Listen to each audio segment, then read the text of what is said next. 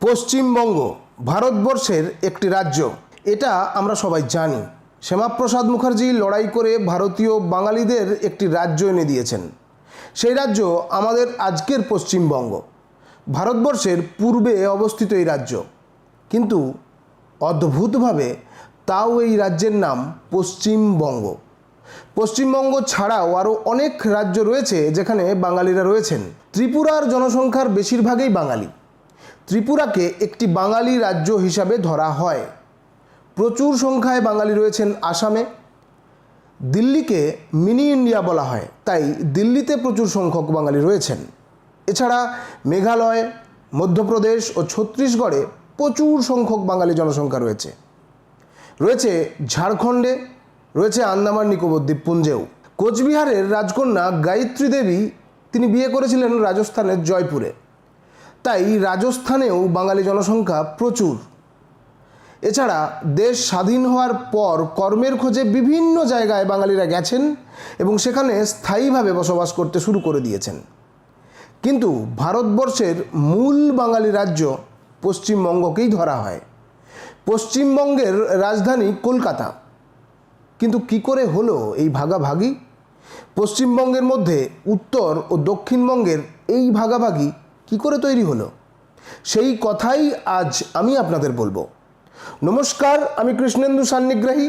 আর আজকের ভিডিওর নতুন দর্শক যারা, তারা অবশ্যই আমার চ্যানেলটিকে সাবস্ক্রাইব করবেন আর বেল আইকনটিতে প্রেস করে দেবেন।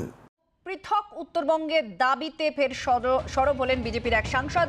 বিজেপি সাংসদ জয়ন্ত রায়ের গলায় পৃথক রাজ্যের সুর। উত্তরবঙ্গের মানুষ চিরকাল বঞ্চিত। উত্তরবঙ্গের মানুষ আলাদা রাজ্য চাইলে অন্যায় কোথায়? এই প্রশ্ন জলপাইগুড়ির বিজেপি সাংসদ জয়ন্ত রায়। আলাদা রাজ্য যদি এখানকার মানুষ চায় এবং যেটা চাইছে তাতে অন্যায় কোথায়? অ্যালিনিয়েশন অর্থাৎ আলাদা হয়ে যাবার একটা যে ভাবনা বা চিন্তা, তার উৎপত্তি কোথায়? তার উৎপত্তি হচ্ছে বঞ্চনা। তার উৎপত্তি হচ্ছে যে দক্ষিণবঙ্গকে পুষ্ট করতে গিয়ে উত্তরবঙ্গকে যেভাবে শুকিয়ে মারা হয়, সেই কারণে উত্তরবঙ্গের মানুষ যারা হৃদয়ে এতটা আত্মীয়তা নিয়ে বসে, আমি সবসময় মনে করি যে উত্তরবঙ্গের লোকরা দক্ষিণবঙ্গের লোকরা আসলে তাদেরকে ইরেসপেক্টিভ অফ পলিটিক্স তাদেরকে গলায় টেনে নেয়।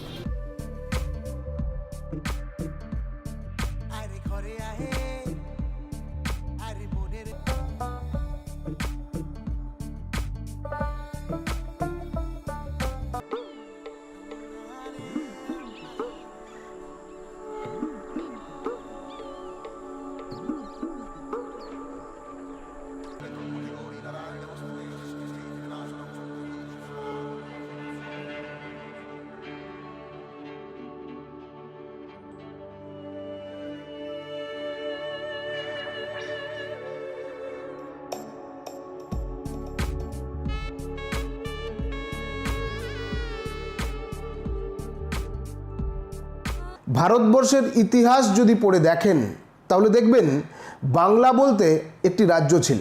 তার নাম ইংরেজিতে বেঙ্গল। উড়িষ্যা ও বিহার এই বেঙ্গলের অংশ ছিল। বিহারের একটি জায়গা আছে যার নাম দ্বারভাঙা। এই নামটি কোথা থেকে হয়েছে জানেন? এই জায়গাটিকে বলা হতো বঙ্গের দুয়ার, অর্থাৎ দ্বারভাঙা। ভারতবর্ষের সবচেয়ে বড় রাজ্যের মধ্যে একটি ছিল আমাদের এই বাংলা। মালদার গৌড় ও পরবর্তীকালে মুর্শিদাবাদ ছিল এই বাংলার রাজধানী। পরবর্তীকালে ঢাকা, চট্টগ্রাম, মুর্শিদাবাদ, রাজশাহী, যশোর, জলপাইগুড়ি অন্যান্য বহু শহর এই বাংলা রাজ্যের গুরুত্বপূর্ণ শহর হিসাবে বিবেচিত হতো। প্রসঙ্গত জানিয়ে রাখা ভালো, কোচবিহার বাংলার অংশ ছিল না, সেটি একটি স্বাধীন রাজ্য ছিল। এই বাংলার শহর কলকাতা ছিল সেই সময় ভারতবর্ষের রাজধানী।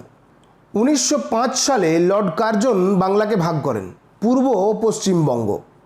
স্বাধীনতা আন্দোলনকে একটি বড় ধাক্কা দেওয়ার জন্য এই ভাগটি করা হয়। 1911 সালে ভারতবর্ষের রাজধানী করা হয় কলকাতা থেকে সরিয়ে দিল্লিতে। কলকাতা হয় পশ্চিমবঙ্গের রাজধানী ও ঢাকাকে করা হয় পূর্ববঙ্গের রাজধানী। এরপর দেশ স্বাধীন হয়। পূর্ব পাকিস্তানের রাজধানী ও পাকিস্তানের একটি গুরুত্বপূর্ণ শহর হিসেবে থেকে যায় ঢাকা। 1971 সাল অবধি পূর্ববঙ্গ ছিল পূর্ব পাকিস্তান, আর 1971 সালে তা স্বাধীন হয় বাংলাদেশ নামে। অন্যদিকে ভারতবর্ষে থেকে গেলেও সেই পূর্ববঙ্গ ও পশ্চিমবঙ্গ নামকরণটিকে আর ভোলেননি ভারতীয়রা। ভারতের পূর্ব দিকে অবস্থিত হলেও নামটি পশ্চিমবঙ্গই থেকে যায় এবং পশ্চিমবঙ্গের একটি অংশ হয়ে ওঠে কোচবিহার ও দার্জিলিং। এটি এমন একটি রাজ্য যেখানে পাহাড়ও আছে, জঙ্গলও আছে, মালভূমি আছে এবং রয়েছে সমুদ্রও। কোচবিহার থেকে মালদা অবধি হচ্ছে পশ্চিমবঙ্গের উত্তর ভাগ। মালদার পর থেকে শুরু হচ্ছে গঙ্গা, যার উপর দাঁড়িয়ে আছে ফারাক্কা সেতু। সেই ফারাক্কা সেতু পেরিয়ে মুর্শিদাবাদ থেকে পূর্ব ও পশ্চিম মেদিনীপুর অবধি হচ্ছে দক্ষিণবঙ্গ। এখন আমরা ঝাড়গ্রাম অবধি বলতে পারি। মুর্শিদাবাদ একমাত্র জেলা যার কিছুটা অংশ উত্তরবঙ্গ এবং বেশিরভাগটাই দক্ষিণবঙ্গে। কিন্তু উত্তরবঙ্গ এবং দক্ষিণবঙ্গের ভাগাভাগি কি আদৌ কোনো প্রাসঙ্গিক বিষয়? হওয়া তো উচিত নয়। একটা দার্জিলিং মেল ধরলে আপনি পৌঁছে যাবেন উত্তরবঙ্গে, উত্তরবঙ্গ এক্সপ্রেস ধরলে পৌঁছে যাবেন সুদূর কোচবিহার জেলার বামনহাটে এবং দেখতে পাবেন বাংলাদেশ বর্ডার। উত্তর দক্ষিণের মধ্যে যোগসূত্র এতটাই শক্তিশালী। উত্তরবঙ্গের মানুষ কলকাতায় আসেন, আবার দক্ষিণবঙ্গের বহু মানুষ উত্তরবঙ্গে গিয়ে বসবাস করেন চাকরির সূত্রে। কিন্তু অনেক বিচ্ছিন্নতাবাদী শক্তি উত্তরবঙ্গ ও দক্ষিণবঙ্গে রয়েছে। দার্জিলিং জেলার বেশ কিছু বিচ্ছিন্নতাবাদী শক্তি বরাবর চেয়েছে দার্জিলিং একটি আলাদা রাজ্য হোক, যার নাম হোক গোর্খাল্যান্ড। সুভাষ ঘিসিংয়ের আমল থেকে শুরু হয়েছে আন্দোলন। পরবর্তীকালে এই আন্দোলনকে অন্য জায়গায় নিয়ে যায় গোর্খা জনমুক্তি মোর্চা। শিলিগুড়িকে সঙ্গে নিয়ে একটি আলাদা রাজ্যের দাবি তারা জানাচ্ছে বহুদিন ধরে, যেখানে শিলিগুড়ি তাদের রাজধানী হবে। শুধু পাহাড় তাদের একমাত্র চাহিদা নয়, তারা চাইছেন ডুয়ার্সের অংশও, যা আলিপুরদুয়ার ও জলপাইগুড়ি জেলার অন্তর্গত। তবে জিটিএ হয়ে যাওয়া এখন বিষয়টি সমঝোতার মধ্যে রয়েছে। অন্যদিকে কোচবিহারে কামতাপুরী আন্দোলনের কথা আমরা সবাই জানি। 2005 সালে পশ্চিমবঙ্গ পুলিশের সাথে একটি বিরাট সংঘর্ষ হয় তাদের। গোটা কোচবিহার জেলাকে একটি আলাদা রাজ্য হিসাবে চাইছে তারা। অন্যদিকে কামতাপুরী শক্তিদের এই অন্য সংগঠন গোটা উত্তরবঙ্গকে আলাদা রাজ্য হিসাবে চেয়েছে বরাবর। সেটি হলো KLO। এটিকে জঙ্গি সংগঠন হিসেবে ধরা হয়। এইসব সমস্যা এখন মোটামুটি মিটে গেলেও বেশ কিছু রাজনৈতিক নেতা মাঝে মাঝেই দাবি তোলেন উত্তরবঙ্গ এবং দক্ষিণবঙ্গকে ভাগ করার। তার কারণ একটাই, স্বাধীনতার পর থেকে বেশিরভাগ উন্নয়নমূলক কাজ শুধু দক্ষিণবঙ্গেই হয়েছে। গোটা পশ্চিমবঙ্গের পুরো ফোকাসটাই সবসময় কলকাতাতে থাকে। এটা নতুন কিছু নয়। উত্তরের পাহাড় জঙ্গল, দক্ষিণের জঙ্গলমহলকে বিশেষ গুরুত্ব কেউ কোনোদিন দেননি। উত্তরবঙ্গকে নিয়ে হয়েছে শুধুই রাজনীতি, আর জঙ্গলমহলকে নিয়ে রাজনৈতিক টান পড়েন সে তো বহুদিনের। উত্তরবঙ্গে রয়েছে শুধুমাত্র একটি নগর যার নাম শিলিগুড়ি, কিন্তু একবার দক্ষিণবঙ্গের নগরগুলির সাথে তুলনা করুন শিলিগুড়ির। যতটা উন্নয়নের পিছনে জোর দেওয়া হয়েছে কলকাতা ও দুর্গাপুরে, ততটা উন্নয়ন কি শিলিগুড়ি বা উত্তরবঙ্গের অন্যান্য জেলাগুলোতে হয়েছে? আলিপুরদুয়ার, মালদা, রায়গঞ্জ, বালুরঘাট, কোচবিহার। অন্যদিকে অনেক বেশি উন্নত বোলপুর, বহরমপুর, কৃষ্ণনগর, ব্যারাকপুর, বারাসাত, বাঁকুড়া, খড়গপুর, হলদিয়া ও মেদিনীপুরের সদর, কলেজ এবং ইউনিভার্সিটি তুলনামূলকভাবে উত্তরবঙ্গে অনেক কম। দক্ষিণবঙ্গের তুলনায় স্বাস্থ্য ব্যবস্থা অনেক খারাপ উত্তরবঙ্গে। উত্তরবঙ্গের বহু মানুষ অনেক সময় চান যে উত্তরবঙ্গ একটি আলাদা রাজ্য হিসাবে তৈরি হোক। ভারতবর্ষের ইতিহাসে দেখা গেছে যে আলাদা হয়ে অনেক রাজ্য অনেক বেশি উন্নত হয়েছে। বর্তমান ঝাড়খণ্ড যখন বিহারের অংশ ছিল তখন এতটা উন্নত ছিল না। ছত্তিশগড় যখন মধ্যপ্রদেশের অংশ ছিল তখন সেও এতটা উন্নত ছিল না। উত্তরপ্রদেশ থেকে আলাদা হয়ে উত্তরাখণ্ড আজকে অনেক বেশি প্রাসঙ্গিক। অন্ধ্রপ্রদেশ ও তেলেঙ্গানা আলাদা হয়ে নিজেদের মতো করে এগোচ্ছে উন্নতির দিকে। বম্বে প্রেসিডেন্সি ভেঙে হয়েছে মহারাষ্ট্র ও গুজরাট, দুটি রাজ্য বেশ উন্নত। অন্যদিকে পাঞ্জাব ও হরিয়ানা আলাদা হয়েছে। আসাম ভেঙে উত্তর পূর্ব ভারতে হয়েছে অনেক রাজ্য। বর্তমান দিনে সেগুলি প্রত্যেকটি উন্নতির দিকে এগোচ্ছে। বলার ধরন আলাদা হলেও উত্তরবঙ্গ এবং দক্ষিণবঙ্গের মধ্যে যোগসূত্র হচ্ছে একমাত্র বাংলা ভাষা। এর পাশাপাশি উত্তরবঙ্গে রয়েছে কোচ ও রাজবংশী জাতি এবং নেপালি জাতি, যাদেরকে গোর্খাও বলা হয়। আলাদা হলে পাহাড়ের সাথে জঙ্গলমহলের যোগসূত্র কেটে যাবে।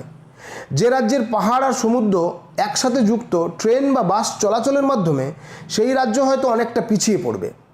তখন কি বাগডোগরা ছাড়া উত্তরবঙ্গে আরও এয়ারপোর্ট তৈরি হবে? আলাদা হলে উত্তরবঙ্গের রাজধানী কোন শহর হবে? নাকি এই চিন্তা ভাবনাটাই বিচ্ছিন্নতাবাদী? কারণ পশ্চিমবঙ্গকে ভাগ করা মানে আরও একবার লর্ড কার্জনের মতো বাংলাকে ভাগ করে দেওয়া। এই বিষয়টি নিয়ে দুরকমের মতামত রয়েছে। মমতা বন্দ্যোপাধ্যায় বহুবার পশ্চিমবঙ্গের নাম পরিবর্তন করার চেষ্টা করেছেন, কিন্তু কেন্দ্র তাতে অনুমোদন দেয়নি।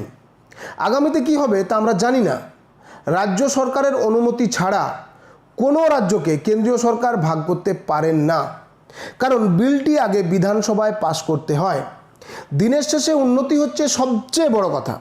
দক্ষিণবঙ্গের উন্নয়ন যা গতি পেয়েছে সেটা উত্তরবঙ্গতেও হোক। একটি আলাদা দপ্তর রয়েছে যার নাম উত্তরবঙ্গ উন্নয়ন দপ্তর। সেই দপ্তর উন্নয়নের দিকে নজর দিক, এখন এটাই কাম্য। আজকে আমার ভিডিও আপনাদের কেমন লাগলো তা অবশ্যই নিচে কমেন্ট বক্সে জানান, আর কী ধরনের ভিডিও দেখতে চাইছেন সেটাও জানান, কারণ আপনাদের সুচিন্তিত মতামত আমাকে পরবর্তী ভিডিও বানাতে আরও উৎসাহী করে তুলবে। সবাই ভালো থাকবেন, সুস্থ থাকবেন, নমস্কার।